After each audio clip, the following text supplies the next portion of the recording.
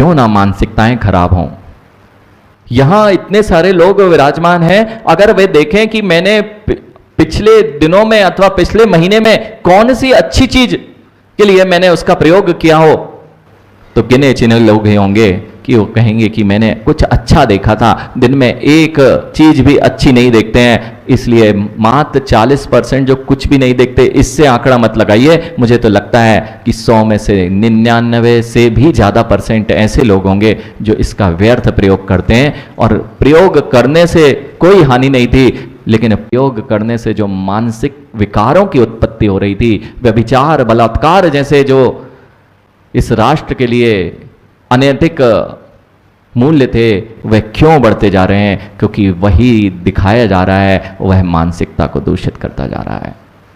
और जैसी मानसिकता हो जाएगी वैसे वचनों में आता है, बच्चे कितने क्रोध में बोलते हैं, कितने एग्रेसिव हो जाते हैं। यह सब क्यों होता है? क्योंकि भावनाएं बदल गई हैं। आज मंदिर की जिनालयों में आने की भावनाएं नहीं दी जाती हैं, स्कूलों में पहुंचाने की भावनाएं दी जाती हैं। इसके लिए जो विद्या पूर्व में कही गई थी, जितने जैन संस्थानों अथवा भारतीय संस्कृति को सुरक्षित रखने के स्थान हैं, तो सबसे पहले इन बच्चों को जिस प्रकार से लॉर्ड मैकाले ने किया था, वह पद्धति को पुनः वापस करना पड़ेगा। वह पद्धति ये थी कि इन्हें धर्म से तोड़ दो और नैतिक मूल्यों से बचपन से ही इनको धार्मिक संस्कार जो मिल जाते हैं, इसलिए ये इतने उत्कृष्ट स्थान पर पहुंच जाते हैं। और उन्होंने क्या किया जान जी, लॉर्ड मैकाले की नीति थी कि ये इनकी नैतिक मूल्यों को नहीं तोड़ा जा सकता भारतीयों के, तो क्या किया जाए, सुबह से स्कूल खोल दिए जाएं। ये मंदिर नहीं जाएंगे, ये गुरुओं के लिए दान नहीं देंगे। दान की परंपरा आज से नहीं है, सबसे पहले यदि प्रारंभ होता था भारतीय संस्कृति में तो दान से ही प्रारंभ होता था।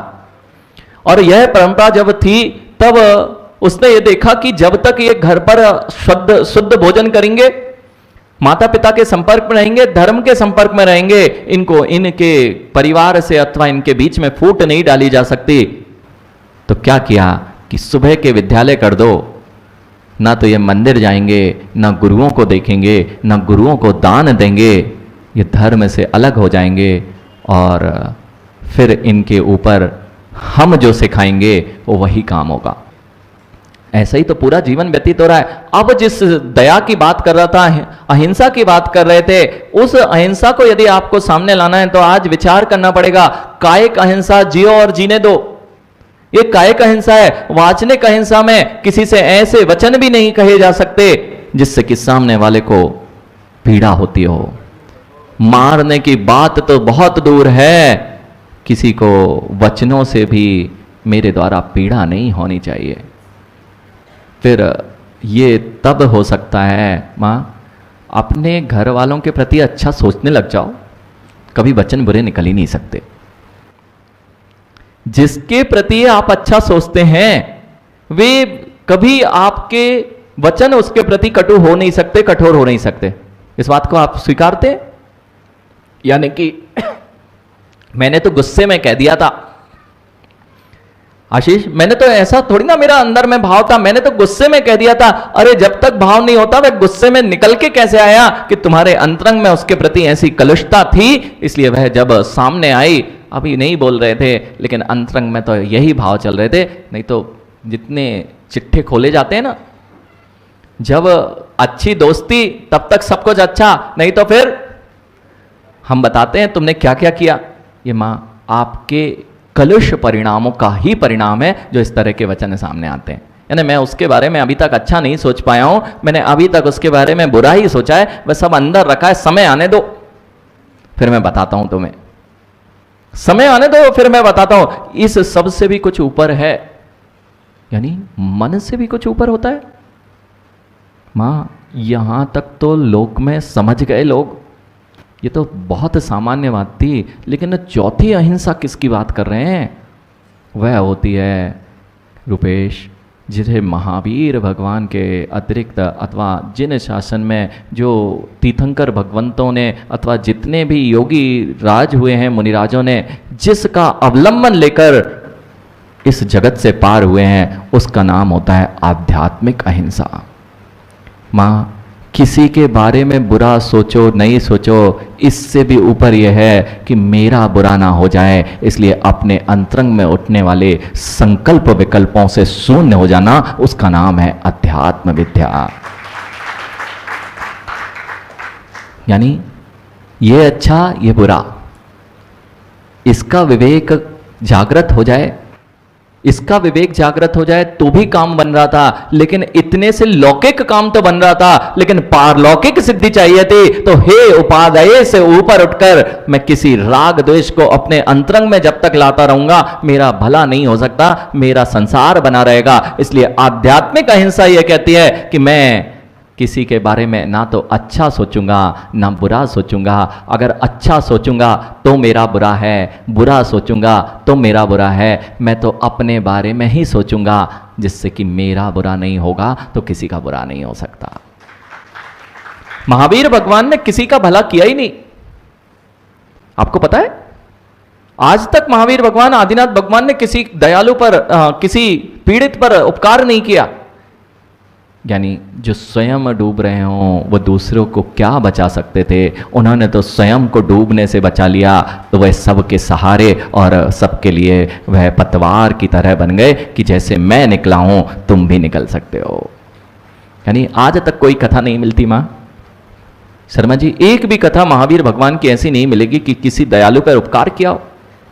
यहां पर यदि नरेंद्र मोदी जी का आना हो जयपुर में, तो यहाँ का जो स्थान है, जिस स्थान पर उनका जो भी कार्यक्रम निश्चित किया गया है वे आने वाले हैं, तो वहाँ पर कितने गरीब लोग दिखेंगे? कोई दिखेगा? वहाँ पर गंदगी दिखेगी? वहाँ हो सकता है रोड खराब पड़ी हो, नालियाँ खराब सालों से बरसों से ना बना हो, लेकिन अगर नरेंद्र मोदी जी प्रधानमंत्री आ रहे हैं तो पूरा जयपुर, जिस रोड से जाना है वहां जयपुर चमचमा जाएगा। यानी पक्की बात है। जहां अगर स्कूल में जाना है, यानी जिस स्कूल ने कभी बारिश के दिनों में पढ़ाई ना की हो, समझ रहे हैं आप, ऐसे भी स्कूल होते हैं जहां पर बारिश होती है तो पढ़ाई बंद हो जाती है, यानी टपक रहा हो, वहां के बच्चों के पास में भी मां लैपटॉप मिल जाएंगे। अगर प्रधानमंत्री जी को वहां पहुंचना है तो वहां के बच्चे सारे पूर्व तैयारियां हो जाती हैं, पूर्व से ही वह सारी व्यवस्थाएं बन जाती हैं। क्यों? एक प्रधानमंत्री आया, कोई गरीब नहीं, रोड पे कोई दीन दुखी दिख जाएगा क्या मांगते उनके कार के आगे आते? नहीं दिखेगा। यानी जब एक सामान्य पुण्यशाली जीव, मात्र एक राष्ट्र का प्रधानमंत्री यदि इस नगर में आ जाए तो नगर में खुशहालियां, और उस स्थान पर जहां जहां उनका गमन होना है कोई गरीब दरिद्री या कोई भी दिखाई नहीं देता है। पूर्व से सारी सुरक्षा व्यवस्थाएं, महीनों महीनों पूर्व से सुरक्षा व्यवस्थाएं हो जाती हैं। ऐसे ही जब तीर्थंकर बालक जैसे जीव जन्म लेते हैं तो सौदर में इंद्र 6-6 महीने पूर्व से सारी व्यवस्थाएं बना जाता है। शर्मा जी, जब तीर्थंकर बालक गर्भ में आते हैं, अभी भगवान नहीं बने, ध्यान रखना, लेकिन भगवान बनने की प्रक्रिया के पूर्व जैसे हम थे, वे जगत के सबसे पुण्यशाली जीव हो जाते हैं। उनकी व्यवस्थाएं, जैसे यहाँ का जब प्रधानमंत्री आता है ना, तो राजस्थान का मुख्यमंत्री सामान्य हो जाता है। कितने चक्कर लगाएगा? यदि इस मंदिर जी में जगदीश जी प्रधानमंत्री का कार्यक्रम है तो 4-6 चक्कर तो मुख्यमंत्री के पहले लग जाएंगे। क्या व्यवस्था है, क्या सही है, क्या नहीं है। और यदि वैसे बुलाने जाओ तो मुख्यमंत्री कभी आपके मिले ना मिले कोई, लेकिन जब प्रधानमंत्री की बात हुई तो मुख्यमंत्री अपने आप। ऐसा श्रवण बेलगोला में होता था, हम लोगों ने देखा। मां, श्रवण बेलगोला में जिस दिन नरेंद्र मोदी जी का आना था अथवा राष्ट्रपति का आना था, उस समय मुख्यमंत्री तो वहां सामान्य की तरह, भाई ये व्यवस्थाएं ये सही हैं या नहीं, वहां पर जायजा ले रहा है। ऐसे ही ज्ञानियों, जब महापुण्यशाली आता है तो छोटे मोटे पुण्य वहां ढक जाते हैं। ऐसे ही जब तीर्थंकर बालक महापुण्यशाली जन्म लेते हैं तो सौधर्म इंद्र जैसा महापुण्यशाली जीव उनकी व्यवस्था बनाने के लिए इस धरती पे आ जाया करता है। क्यों हुआ ऐसा? मात्र ज्ञानियों, ये क्यों हुआ? महावीर भगवान ने एक भाव की भावना नहीं भाई थी मां, जिनके हृदय में हमेशा से जीवों के प्रति करुणा और मैत्री भाव पल रही थी, उस पुण्य का प्रताप था कि अभी भगवान बनने के पूर्व पुण्य इतना बढ़ गया था कि सारी व्यवस्थाएं सौधर्म इंद्र को स्वयं बनानी पड़ रही थी। अब साधना 12 वर्षों तक मौन रहे ज्ञानी, जब तक खुद की रक्षा नहीं होती दूसरे की क्या करते? समझ में आ रही है बात? अभी आपने कहा था 12 वर्षों तक महावीर भगवान मौन क्यों रहे? वे साधना कर रहे थे, मैं इनको मार्ग बताऊंगा, इनको बताऊंगा तो मेरा मार्ग अवरुद्ध हो रहा है, मेरे अंदर राग और द्वेष की परिणति आ सकती है, इसलिए अध्यात्म विद्या की पराकाष्ठा पर मुझे पहुंचना था, अपने जीवन का सबसे उत्कृष्ट स्थान प्राप्त करना था। तो लोगों के लिए भी मार्ग बताने को, जिनको अभी उस उत्कृष्टता पर पहुंचना था जहां अगर लोगों को मार्ग बताया जाएगा तो मेरा ही मार्ग अवरुद्ध हो जाएगा।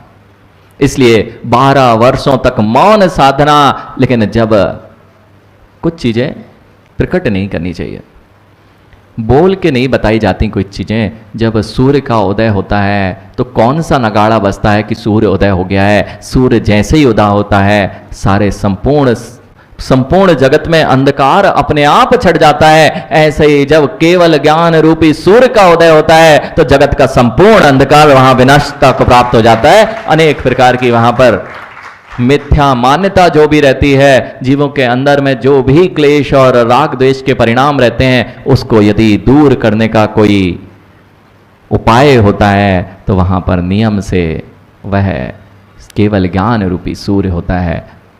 आज उसी विद्या को यहाँ आचार्य भगवान ने प्ररूपित किया। मात्र अभी बाहरी हिंसा ना छोड़ पाए, बच्चों से किसी के प्रति कटु वचन बोलना नहीं छोड़ पाए और किसी के प्रति बुरे भावों को रखना नहीं छोड़ पाए। जब इतना ही नहीं कर पा रहे तो यहाँ तो आचार्य भगवान करते हैं, एवं जायते णाणम हे मुपादेयम निश्चयणति चिंतिज्य मुनि बोहिम संसार विरमणथेया। जिसको अपना उत्कृष्ट प्राप्त करना हो, ऋषभ बात की थी मैंने आपसे कि अगर हवाई यात्रा भी करते हैं शर्मा जी, अगर हवाई यात्रा आपने की तो सबसे पहले वो एक वहाँ पर निर्देश दिया जाता है कि अपना सीट बेल्ट बांध लीजिए, पहले अपनी सुरक्षा तब दूसरे की सुरक्षा।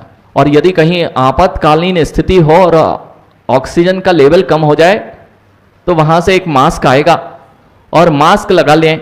दूसरे की सहायता करने के पहले स्वयं की सहायता करें, ऐसा बोलते हैं ना, निर्देश दिया जाता है ना कि दूसरे की सहायता करने के पहले अपना मास्क लगाएं फिर दूसरे की सहायता करें। ऐसे ही यहां पर आचार्य भगवान कह रहे हैं कि जगत में तुम जीवों के लिए हे उपादेय या स्वयं के लिए हे उपादेय का मार्ग खोजते रहोगे, इसकी जगह अपनी चिंता करो, उस परम अध्यात्म विद्या में लीन हो जाओ, जिससे ये बाहरी जगत की चीजें बाद में, पहले स्वयं की सुरक्षा हो जाएगी तो सबकी सुरक्षा, और स्वयं की ही सुरक्षा नहीं कर पाए तो दूसरों की सुरक्षा कैसे हो सकती है।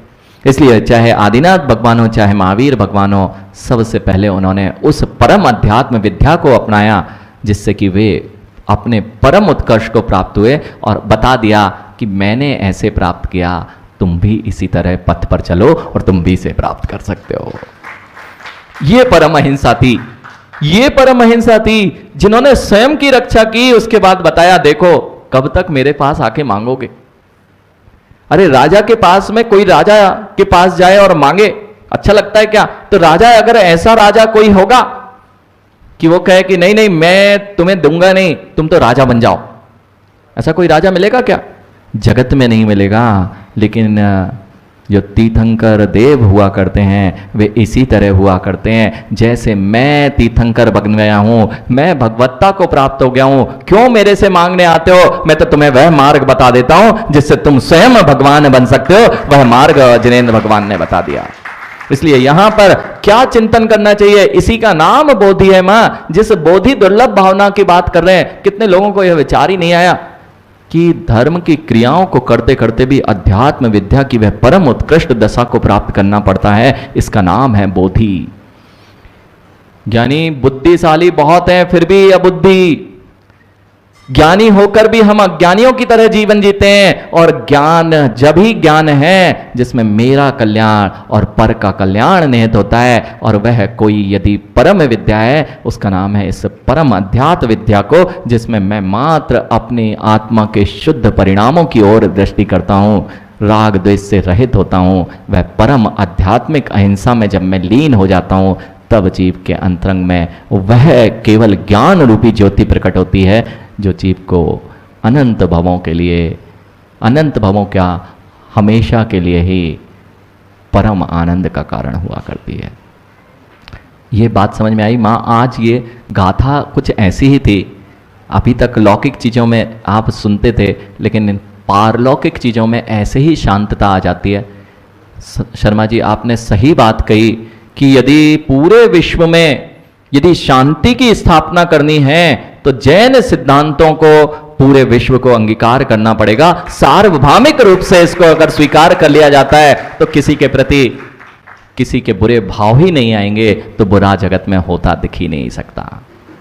इसलिए जगत में पूरे जीवों का कल्याण हो, इसी भावना के साथ में हमेशा जब जीव भावना पाता है और अंतरंग की ओर परिणति करता है, तब जीव अपने उत्कर्ष के साथ लोगों के लिए उत्कृष्ट का स्थान बनता है और मार्ग प्रदर्शक बनता है। तभी जीव का कल्याण होता है। बोलो महावीर भगवान की।